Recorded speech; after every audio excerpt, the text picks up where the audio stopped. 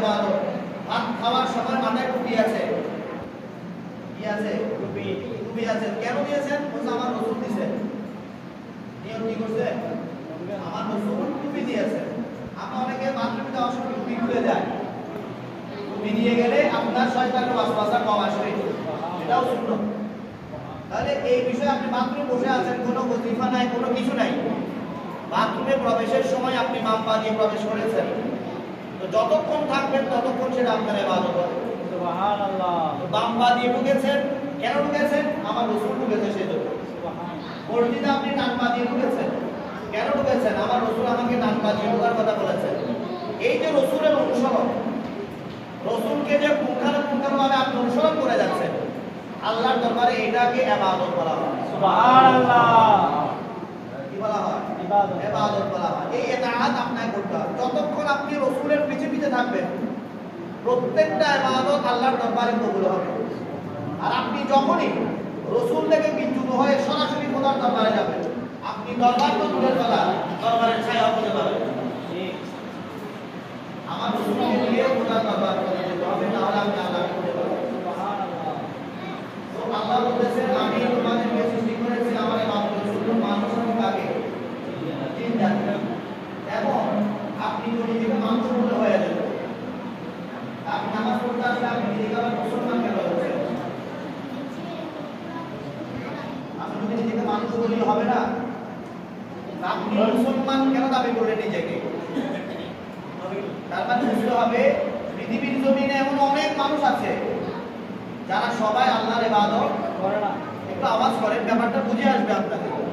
পৃথিবীতে সবাই মানুষ, মনে করেন 800 কোটি মানুষ বর্তমানে আছে, সবাই কি আল্লাহর ইবাদত করে? না।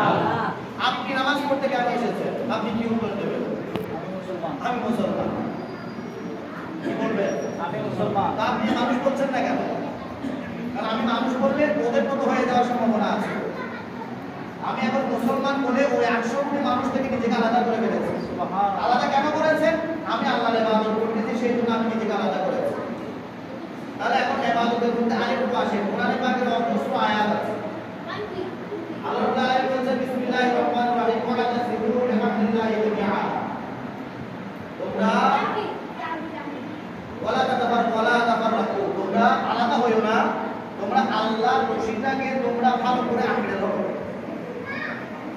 আল্লাহর রশিটাকে ভালো করে কি ধরো? আঁকড়ে ধরো, আঁকড়ে ধরো। এখন আল্লাহ, আমরা এখন মানুষ ছিলাম, ইবাদতের জন্য আমরা নিজেদেরকে মুসলমান দাবি করেছি। এখন মুসলমান যখন দাবি করলাম, দাবি করার পর এখন তোমার রশিটা কোথায়? কোন রশি সেটা? যেটা আমি ধরলে আমি আলাদা হবো না বা বিচ্যুত হবো, আমাকে বিচ্যুত হতে মানা করেছো, আমাকে ধরে রাখতে বলেছো, সেটা তোমার রশিটা কোন জায়গায়? তাহলে আল্লাহকে বলে আমি আগে সেটা সমাধান করেছি যে ওয়া নাসবিহু বিহামদিল্লাহি জামিআ। আলহামদুলিল্লাহ শব্দের অর্থ ওলামায়ে কেরাম অসংখ্য রকম তাফসীর করেছে, সেখান থেকে একটা তাফসীর হচ্ছে আমার রাসূল। সুবহানাল্লাহ।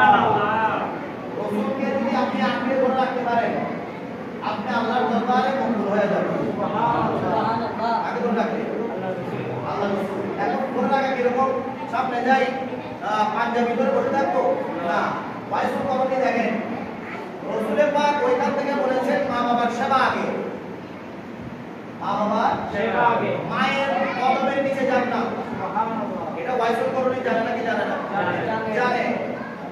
তো ওয়াইসুল কবরটি জানার পর রাসূলের পাককে দেখে সাহাবী হতে পারতেন, কিন্তু মায়ের কদমের নিচে জান্নাতটা অর্জন করার জন্য সেই সাহাবিয়তকে বাদ দিয়ে আমার রাসূলের জবানে ওই কথা আল জান্নাতু তাহতা আকদামুল উম্মাহাত, মায়ের কদমের নিচে সেই জান্নাতটাকে উনি অর্জন করে নিয়েছেন। সুবহানাল্লাহ।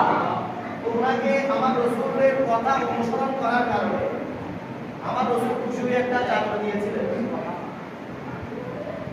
একটা উপহার দিয়েছিলেন এবং দুইজন সাহাবীকে পাঠিয়েছিলেন, বলেছেন ওনার কাছ থেকে একটু দোয়া নিও। সুবহানাল্লাহ। তিনি আপনাকে বলেছেন দোয়া নিয়ে, আপনারা বলেছেন ওয়াইসুল কবরটি থেকে। তাহলে উনি আমার রাসূলকে কি আঁকড়ে ধরে রাখে নাই? আমার রাসূল যে কথা বলেছেন এটার উপর উনি ইস্তেকামত ছিলেন। ইস্তেকামত থাকার কারণে আমার রাসূল উপহার দিয়েছেন, সাহাবীদেরকে দেখার জন্য একটা সুবর্ণ সুযোগ করে দিয়েছেন। সুবহানাল্লাহ। তাবিঈদের মাকামে কিসের দামি হয়েছিলেন, সাহাবায়ে-কেরাম থেকে মায়ের এত খেদমত করেছেন, আপনারা সকলেই জানেন। তাহলে রাসূলের পাকের কথাবার্তা শুনে অনুসরণ অনুকরণ এভাবে হতে হবে। তাহলে আমি যদি সেটাকে ভালো করে রাখতে আলহামদুলিল্লাহ, আমরা যদি এটাকে আঁকড়ে ধরে রাখতে পারি, তাহলে সেটা হবে আপনার জন্য ইবাদতের মধ্যে মূল মজা সেই জায়গায়, আপনার আল্লাহর দরবারে মঞ্জুরিয়তের মূল জায়গা হচ্ছে সেটা। সুবহানাল্লাহ। এখন আপনি বলছেন ঠিক আছে হুজুর, আমি আজকে থেকে রাসূলকে আমার মনে প্রাণে ভালোবাসা, কি করবেন? মনে প্রাণে আপনি ভালোবাসা শুরু করে দিয়েছেন, রাসূলের পাক যে রকম করেছেন সেভাবে আপনার আমল শুরু করেছেন। যেমন আপনারা এই মিডল ইস্টে বা আরব কান্ট্রির মধ্যে যখন যাবেন, তাদের আগাগোড়া সব রাসূলের পাকের সুন্নতি ড্রেস। কিসের ড্রেস? রাসূলের পাকের সুন্নতি ড্রেস। তো এই সুন্নতি ড্রেস আছে, কিন্তু ভেতরে মাল থাকতে হবে। ঠিক। ভেতরে আমাদের আল্লাহ রাব্বুল আলামিন এই যে কুরবানির আয়াত আপনারা হুজুরের কাছ থেকে বারবার শুনেন, আল্লাহর দরবারে কুরবানির রক্ত যায় না, কুরবানির পশুর গোশতও যায় না। তো আল্লাহ কি চায় যে বান্দা কোন ভালোবাসা নিয়ে, বান্দা কোন ভয় নিয়ে আমি খোদার দরবারে তার কুরবানিটা অর্পণ করছে, কুরবানিটা কি নিয়ত দিয়ে করতেছে, আমি আল্লাহ তার নিয়তের দিকে দেখে আছি। তো সে ব্যক্তি জুব্বা করুক, লম্বা দাড়ি রাখুক, সে ব্যক্তি যত বড় দামি আতর ব্যবহার করুক, সেগুলো আল্লাহর দরবারে কোনো কিছু যায় আসে না।